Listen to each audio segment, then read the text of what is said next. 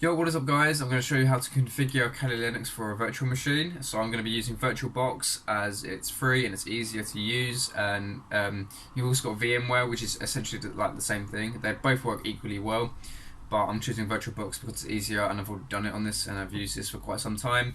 So the reason for a virtual machine is so I'm not giving away like my IP address and everything like that, and you don't have to muck around with your hard drive and like dual booting it and everything like that. You can just run Kali Linux through a VM, and you can have the VM on your Windows PC. So it's a lot more easier. I would really recommend it if you're a beginner. And this video is going to show you how to set it up and how to get everything you need downloaded, so then you can start hacking. So this is the website here. This is VirtualBox. Basically, what you want to do is you want to download it. You want to set it up. Once you've set it up, you should come to a page like this. This wouldn't be here. That's because I've already got one set up already. But basically what you would do is you want to download the Kali Linux ISO image, which is like the download file, which is this one here. Well, depending on whichever architecture your CPU is. So you've got 64-bit here and you've got 32-bit, but you should go for the 64-bit if you've got space. I would only recommend doing this on a PC, because if you try to do it on a laptop, you're not going to have enough room, and the CPU processor speed, you're going to have to... It wouldn't work because it's not powerful enough. So yeah, basically download this. It will take some time, maybe an hour or two, because it's like a whole operating system. It's like downloading Windows, you know. So you download it. You download VirtualBox as well. You set up VirtualBox. You come to a page like this. You then want to click New. You can title it anything you want. So I'm just going to call it Kali for simplicity. For the type, you want to come down and click Linux. You then want to go down and click Debian, but whatever version you originally downloaded for the ISO image. So the ISO image is just the operating system for Kali Linux. So it's like downloading Windows, kind of. It's kind of like that. It's like the first process into installing another operating system. So yeah, this folder doesn't really matter. Just click Next. You want to allocate your memory size, so this is how much RAM is going to be used on the VirtualBox. So this is about your actual PC, so obviously don't put it too high or too low, just keep it roughly, you know, it depends how much you want to use.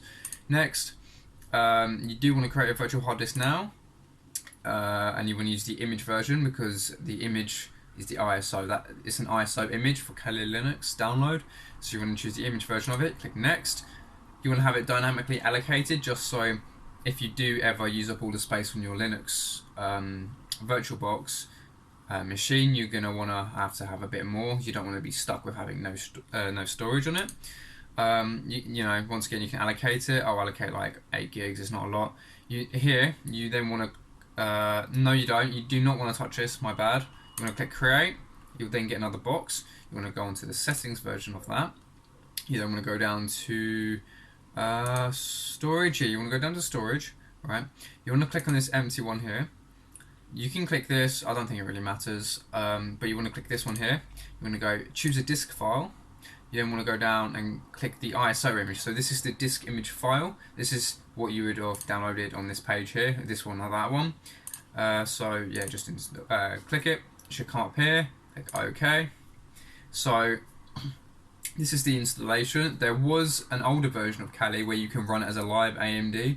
This isn't for this though, because this is, as you can see, 2020.1b version. So this is the newest version. This is the installation, as it says in the brackets here.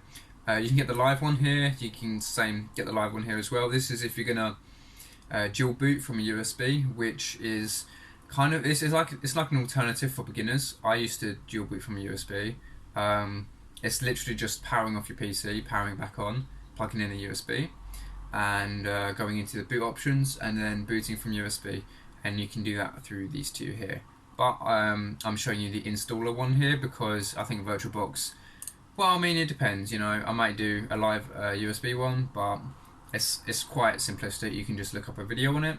This configuring is actually it's not difficult, but it took me a while to get my head around it originally, which is why I'm making this video. So we have the Kali Linux VirtualBox here, the virtual machine. We also have the ISO image on it, so it's all set up. So if we click Start now, it will take some time to load. It will say, is this the correct ISO? You just click yes. It will then power on. Okay, so this is the Linux installation menu. So you can click You can click install or graphical install. I'm just going to go with graphical. Usually this takes, I don't know, you should set some time aside to do this because it can take a little bit of time. It can take about 2-3 hours depending on your internet speed and everything like that. But you should come to this page. Well, you know, select where you go, where you're based, what keyboard layout.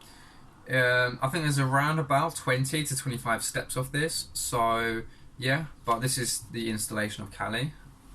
So obviously some places will take a bit more time than others. So you just got to be patient. You got to make sure that you've set some time aside to then, you know, like install everything, do the VirtualBox.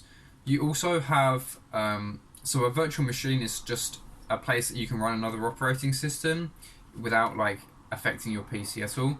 And there's two types of virtual machines that, well, there's more, but the two main ones to use are VirtualBox, which is what I'm using now, and you've also got a VMware. But a VMware you have to pay for.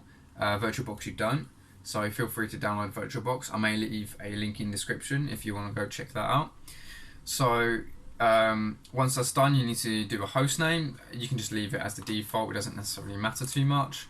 You then want to enter just a domain name. You can enter whatever you want. It doesn't really matter either. So this is essentially like an alternative to setting up Windows, apart from we're doing this on a VirtualBox so it doesn't damage your PC whatsoever. The full name for the user, well, it doesn't really matter, but you know, it's just like the name that would show in the terminal when you opened it and how you would log in, and then you got the username. So I'll just enter whatever. You got to choose a password. So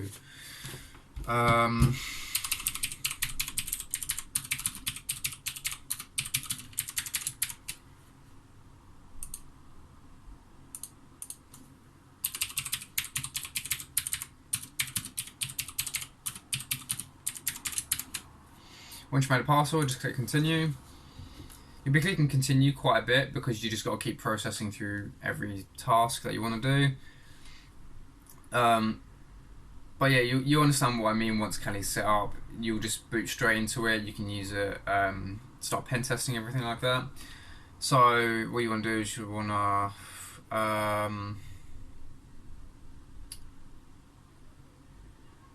use entire disk. Yes, because this is how we've set our VirtualBox. We set it up so then it uses a certain amount of memory, which is what we use the line for, to choose how much memory we chose. Just click yes, VirtualBox, yeah, VBox, recommended. Just click any recommended features, finish partitioning and write files to disk. Yeah, so this is going to take some time because it's installing the base system. So this is installing the operating system right now. I'm not going to have enough exposition to talk all the way through this, I don't think, so I'll probably just cut some of this out and skip straight to when it's finished. After a while, it will tell you to install a network mirror. Just say no, because you can set that up later on in the terminal. But other than that, I'll see you in a bit.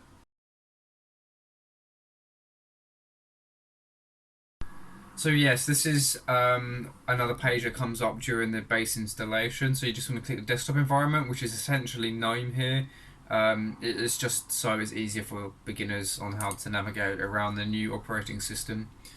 So yes, now it installs the software needed for it. You may get a few more menus, and oh, there's a fail. So trying to run the system again from the menu, or skip it and choose something else.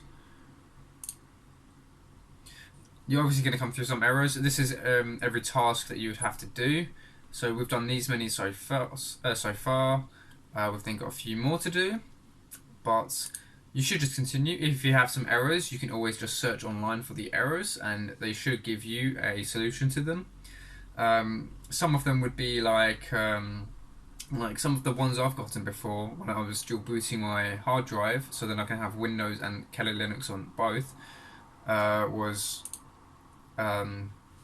how it can allocate certain files. So I looked up solutions and then I found solutions for them, fixed the issue, and now I've got a dual boot. So this issue keeps failing, so I can look this up, but I'll probably be doing this for quite a while. But if you don't get this error, you just go through the installation, you make sure you don't select a network mirror. You can do that later on in the settings once the operating system's downloaded, and yeah, you're ready to go. On your VirtualBox, To simply exit the VirtualBox, you just bring your arrow down and hit the bottom of the screen, and then you'll get a little settings bar at the bottom, and you can just cancel from there. So let me just type this in, and then I'll show you the home page. So if we go to log in now, should work. You can open up terminals. I'll do many tutorials on Kali Linux, considering this is what I used to hack. This is the home page. As you can see, I've already got a few folders on here and files. But if I was to do who am I to verify my identity, I'm Mono, which is the user we created.